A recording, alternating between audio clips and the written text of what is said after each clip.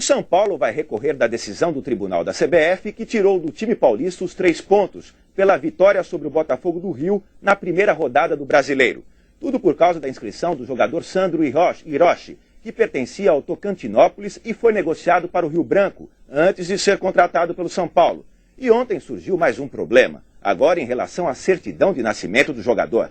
19 anos. Essa é a idade de Sandro Hiroshi para o São Paulo e para a CBF. Mas o Tocantinópolis, primeiro clube do atacante, possui uma certidão de nascimento diferente. Nela, Hiroshi nasceu em 1979. Hiroshi não poderia ter jogado pela seleção sub-17 no Sul-Americano de 97, o que pode ter consequências para a seleção brasileira.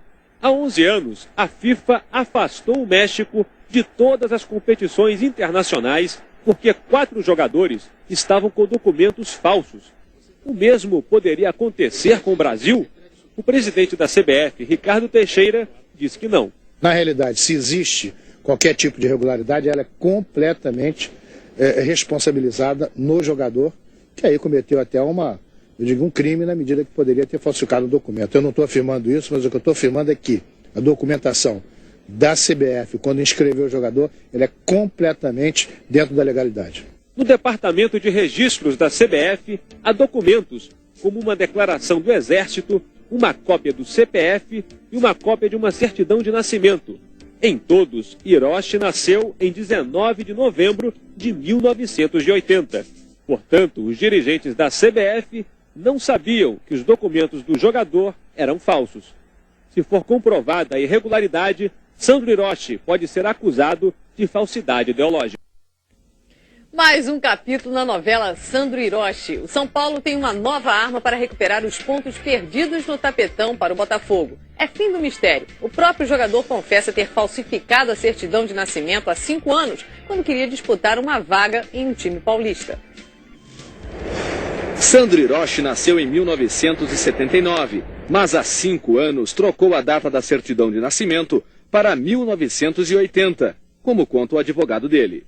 Ele promoveu a modificação do ano de nascimento, tirou uma xerox e autenticou e se serviu dela para poder preparar os outros documentos. Com o documento falso, o jogador pôde disputar a peneira e conseguir uma vaga no Rio Branco, da cidade paulista de Americana. O Sandro não menciona ninguém que tivesse colaborado nessa falsificação, mesmo porque, ao que tudo indica, não é um tipo de falsificação que demandasse a colaboração de outras pessoas. Em 97, com esses documentos, o atacante jogou na seleção que disputou o Sul-Americano para jogadores de até 17 anos. Quando foi convocado, Sandro Hiroshi já usava documentos falsos há 3 anos. O São Paulo não consegue recuperar no tapetão os pontos que havia perdido para o Botafogo do Rio e levou uma goleada no julgamento da CBF. Outros casos também foram julgados ontem. Jogadores de terno e gravata movimentaram o Tribunal de Justiça Desportiva. Na terceira divisão, a Napolina, que tinha sido acusada pelo Fluminense e pelo Vila Nova de ter usado um jogador irregularmente, teve seu recurso negado. Na segundona, o Remo de Belém queria anular a partida contra o Sampaio Correia, alegando que um jogador do time adversário não tinha sido inscrito no prazo legal. Mas o tribunal não acatou o pedido do clube paraense. No julgamento mais esperado, o Botafogo acabou se dando bem. O clube carioca conseguiu manter os 3 pontos que tinha ganho do São Paulo por ter escalado Sandro Hiroshi com registro bloqueado na CBF.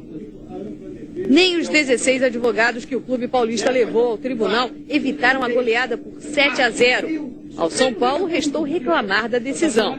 Se o São Paulo fosse comunicado de algum bloqueio, São Paulo colocaria o jogador em campo?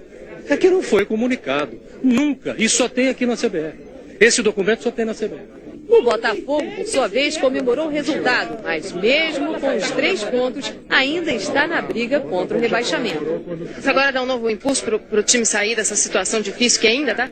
Não, essa é o nosso drama, a nossa briga aí para sair dessa situação e a gente só comemora depois do último jogo.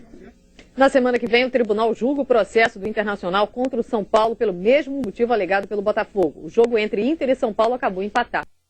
Na verdade, a Super Quarta começou na terça, mais exatamente na comissão disciplinar do Campeonato Brasileiro. Vitória do Internacional sobre o São Paulo no tapetão, mas que não agradou nem a um nem a outro. Dá para entender? É fácil para o torcedor entender.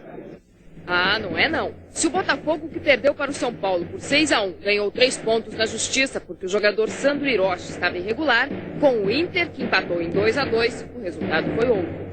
O São Paulo perdeu 1 ponto. O Internacional ganhou apenas mais 1 ponto. O resultado do julgamento na comissão disciplinar não agradou nenhum dos 2 clubes. Isso é uma coisa completamente absurda. E para explicar tal decisão... O São Paulo foi considerado culpado pela infração e perdeu o ponto que ganhou no resultado de campo. Este ponto, que foi o que ele perdeu, é que vai ser adjudicado. Disse, mas no empate ele só leva 2. E o outro que perdeu leva 3, mas é isso que diz a lei. Se o Internacional tivesse perdido, teria melhor negócio aqui na comissão disciplinar? Sem dúvida. O São Paulo garante que vai hoje à Justiça Comum. Isso aqui era a carta marcada, né? A decisão acabou sendo boa para outros clubes. O presidente do Flamengo, que briga com o São Paulo pela classificação, foi conferir de perto.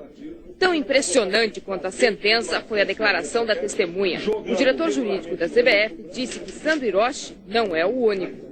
Existe uma pasta contendo cerca de 40 jogadores cujas fichas consta a palavra bloqueado. E agora, como o torcedor vai entender que 40 jogadores com a palavra bloqueado em suas fichas jogam o Campeonato Brasileiro?